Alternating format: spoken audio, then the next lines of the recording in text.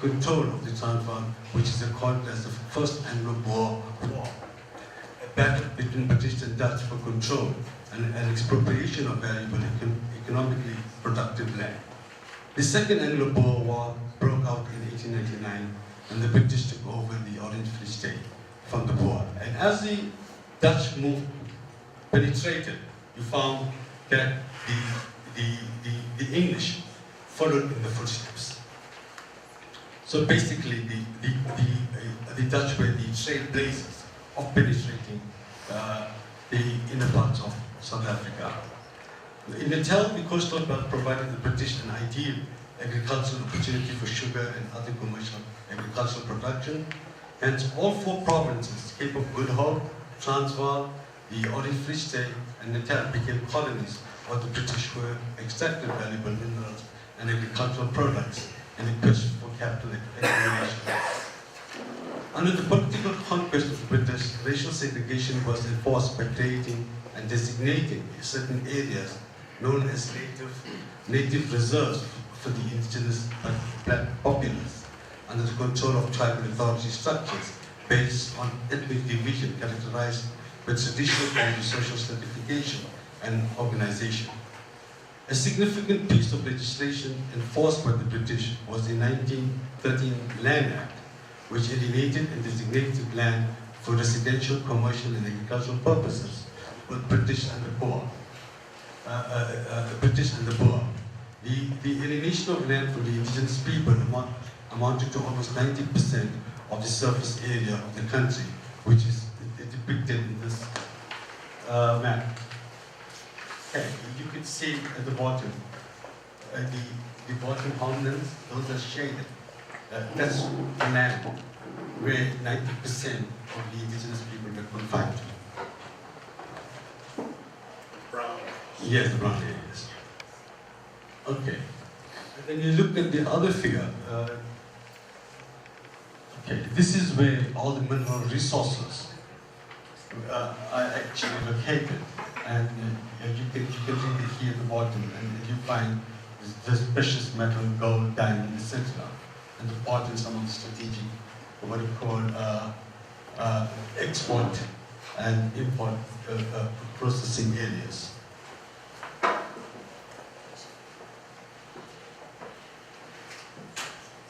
In 1948, the Boer, in a historical political election, won over the British, which then led to the formation of what was called the Nationalist Party, which enforced stricter racial segregationist policies and the control and movement of local indigenous people in urban centers and towns who became dependent on the wage labor, having given up the prospect of surviving from an indigenous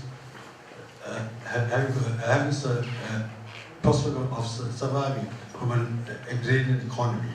Having been confined to 10% of the land, 90% of the indigenous people were confined to land which had very little economic value. Migration to and from the industrial hubs of the country posed a menace to white culture and threatened the exercise of the political hegemony. In order to appease the local indigenous people, the apartheid government established Bantustans, or homelands, as self-governing states.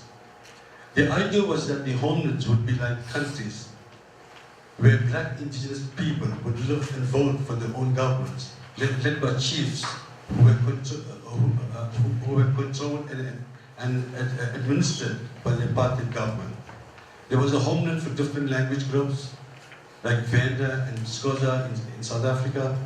These groups were referred to nations within a complex bifurcated state, and all black South Africans were made citizens of one of these homeland or countries without any consideration in respect of where they were born or where they lived.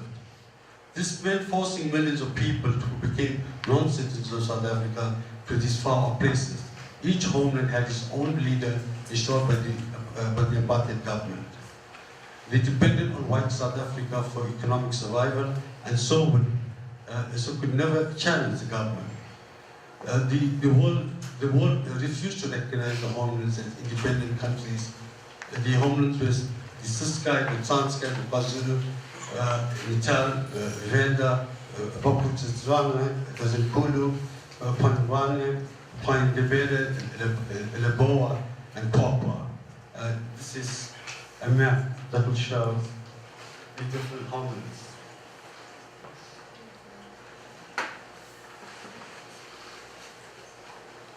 Many people have never been to the place which they were not supposed to call home. They now have to get permission to come and work in the white South Africa as if they were foreigners. These homelands were home to the workers and served as the reservoir for cheap labor, for cheap black labor. They were small territorial spaces, making up less than a tenth of the whole country, but accommodating almost 90% of the people.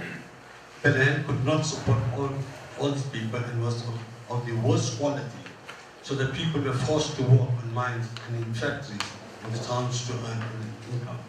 This separated families as fathers left for long periods to work far away from home. In 1958, the Freedom Charter was drawn, which was a conglomeration of different political actors from the disenfranchised black population comprising indigenous Africans, colours, and Indians. This charter was a mandate for liberation of the country, and the ANC in 1960 resorted to armed struggle against the apartheid regime, resulting in the arrest of Nelson Mandela and the famous Rivonia tribe.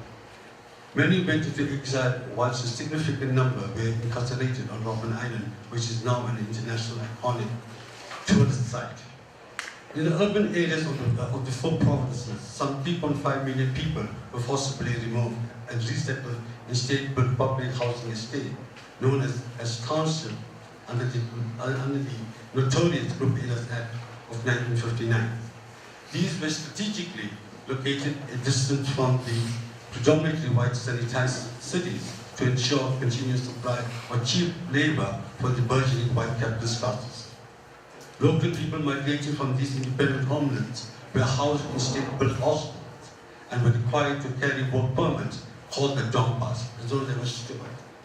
Those not economically active in the city centers had to return to their respective homelands and into reserves. After a short lull in the 1970s, the struggle against apartheid was taken on by the ordinary working class people, civics and students. By late 1980s, the country became ungovernable due to resistance and mass protests, and in 1992, a negotiated settlement commenced leading to CODESA, resulting in the transition to democracy. Now, a post-liberation development policy mandate. Upon liberation in 1994, the principles of the Freedom Charter were enshrined in the RDP to translate this into action for a democratic state focusing on the historical underdevelopment of the majority of the populace that were excluded and confined to the periphery of the economy for white privilege and prosperity. Given the enormous backlog in service delivery, infrastructure and underdevelopment, the RDP could not sustain the socialistic principles of redistribution, and the prospect of a developmental state looked remote. In 1996, it adopted the neoliberal macroeconomic policy gear. Gear emphasized that economic development would be led by the private sector. There would be privatization of state-owned enterprises, government expenditure, especially social services, would be reduced, exchange control regulations would be relaxed, and there would be a more flexible labor market. Contrary to the government rhetoric, GEAR was viewed by many as a departure from the RDP. Local authorities would be forced to generate a larger proportion of their own revenues, and there was a strong emphasis on public-private partnerships. Within an urban setting, this would mean privatization and promotion of the principle of cost recovery, which would reflect in inadequate subsidies targeted at the poor. With regard to the provision of basic infrastructure and services, there was consensus in the ANC government circles that users should pay full cost recovery. Standards should be low, and privatization should be regularized. Now, in my fieldwork in KZN, in the very remote and high-risk areas, I've often heard that local people say that apartheid was far better than this ANC government, because apartheid did not disconnect us from water. They did not disconnect us from electricity. I can't understand this, but they felt very strongly that despite the racial discrimination, they had basic services.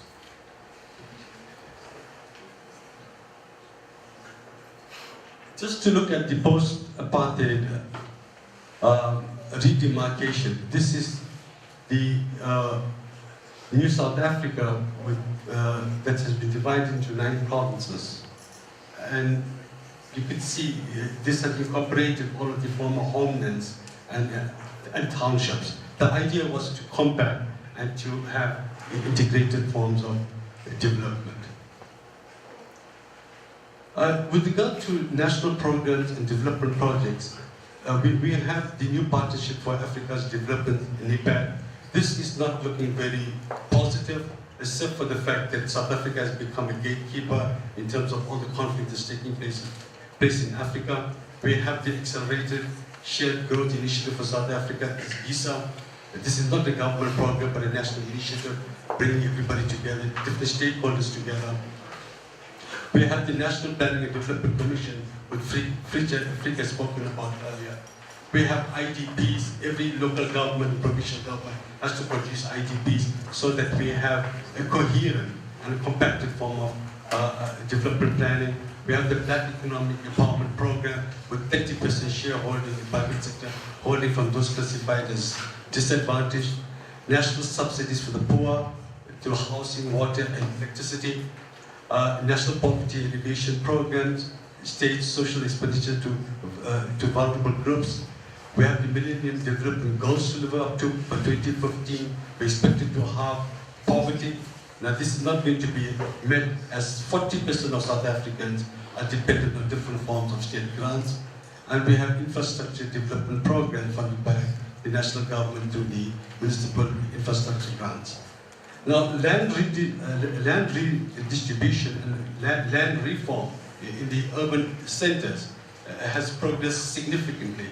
But insofar as the rural areas are concerned, there's serious problems in terms of the tribal authority structures because they have hegemony over land.